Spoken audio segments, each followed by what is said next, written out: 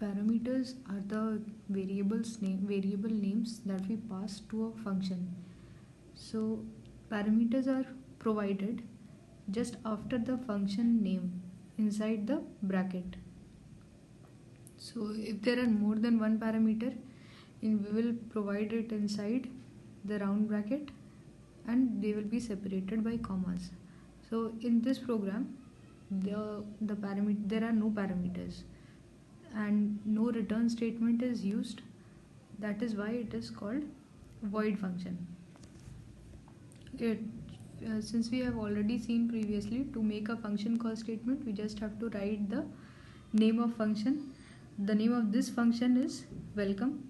So we will write the function name, and since there are no parameters required, we will just put empty bracket, and this statement will make a call to this function, and then the statements of this function will get executed.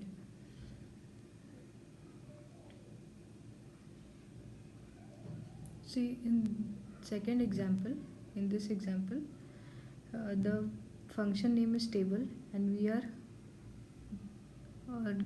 passing one value, that is num. Num is the parameter of this table function. So when you are making a call to this function, this is a function call statement, you have to pass at one value that will go to num. So in this case the value is n. N is being taken as input from the user.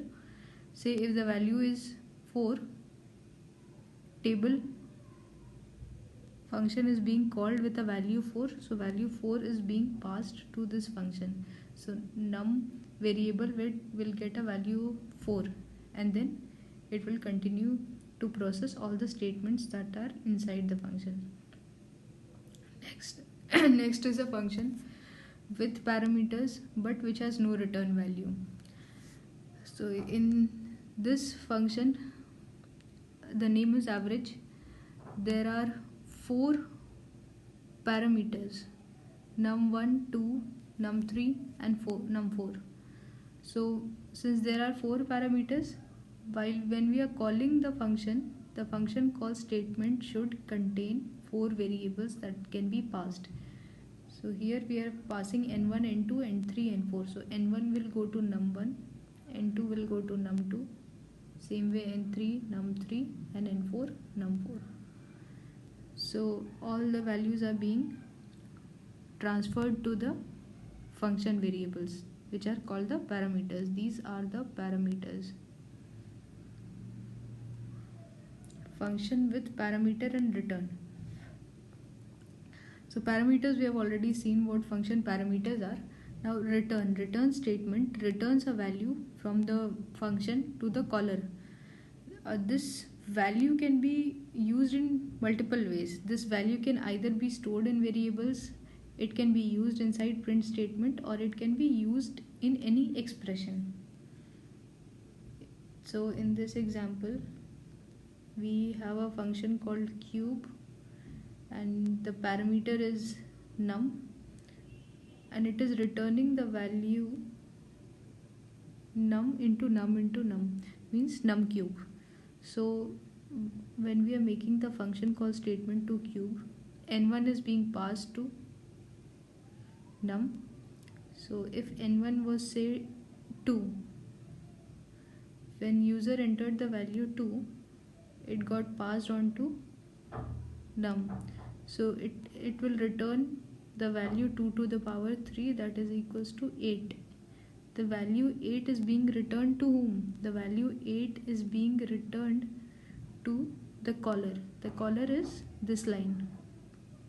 So 8 was returned to the caller, and we have taken a variable c which is storing the value that the caller has. The caller has value 8, so variable c gets the value 8.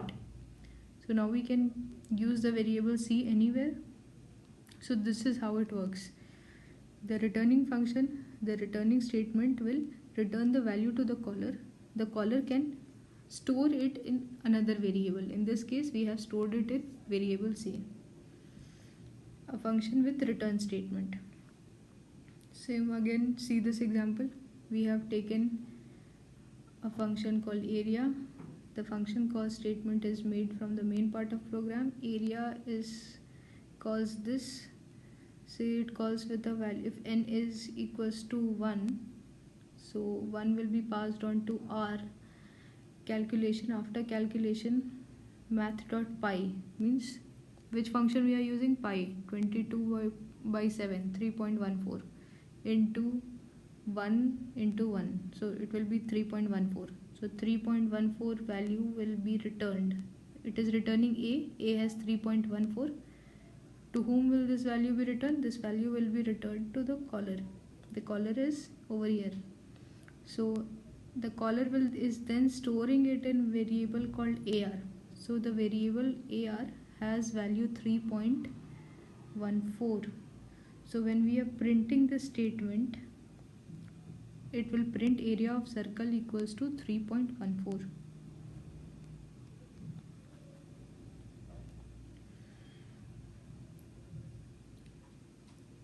Okay.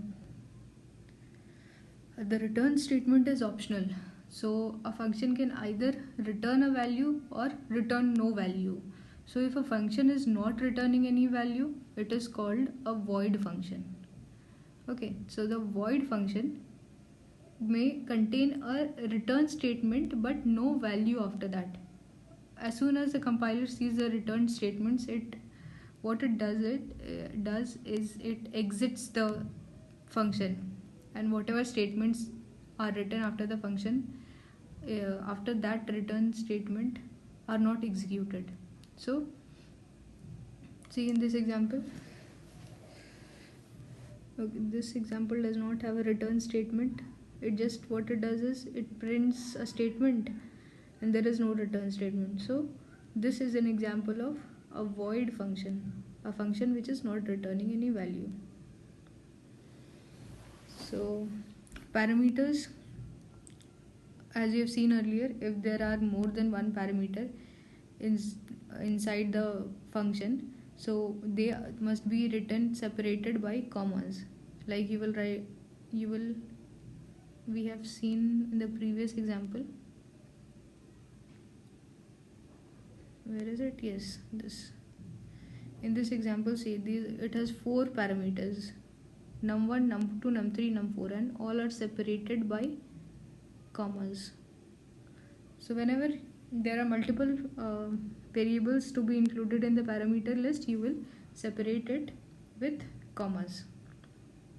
Then there are, an argument is a value that is passed to a function when it is called.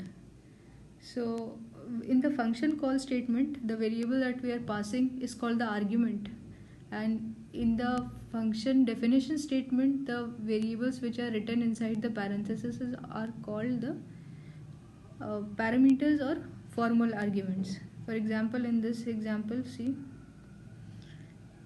this is the function definition. So inside this there is a variable r. So this is called formal argument or just parameter. Now when we are calling this function area from here, so the variable passed inside it is n. This n is called the actual argument or just the argument. So this is formal argument, this is actual argument. Or this has formal argument is also called parameter, actual argument is also called just argument.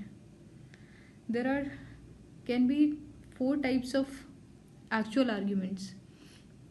In this, the positional argument, default argument, keyword argument, and variable length argument. So the first 2 are in your syllabus. So the first 2 are very important: positional and default argument. Keyword argument we will also see in brief. In positional argument, see this example. In this, the function is having 2 parameters, a and b. So inside, when we are making the function call statement, we are passing 2 values, x and y. So x will be passed to the first parameter, y will be passed to the second parameter. So this is the positional order of the argument, like in which order it is written in the function definition statement.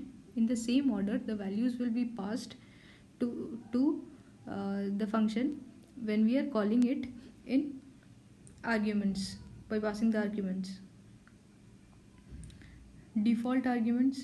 Default, sometimes we can assign some default values to the arguments, so that when we are making the function call statement and there is no value passed to that particular argument, it will take the default values.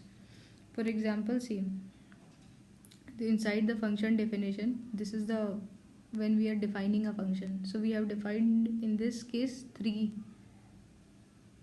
variables. So the first is the principal, rate and time. Time equals to 15, means it has been given a default value of 15.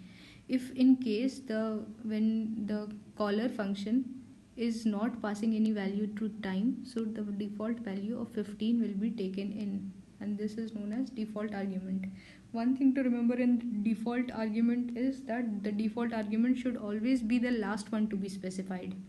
You cannot write the default values in beginning. For example, see in this case, you cannot write it before any other argument which has no default value. Time has no default value. In this, time variable has no default value. So if you are defining a variable that has default value before a variable that has no default value, then it will become invalid. It will show you error message. It should always be the last one. See here, this is a valid statement because there is no variable after time which has not been assigned any default value. Same way in this case. So these two are valid and this becomes invalid. So in this case, the draw line has two parameters, symbol and times. Symbol has a default value, times also has a default value. So while making a call to the function, we can call by passing no argument to the function. So if we don't pass any argument, in this case it will take both default values. Second, we are passing only single value, so it will take, symbol will get a default at the rate and times will take the default value 20, and when we pass both values, it will not take the default values.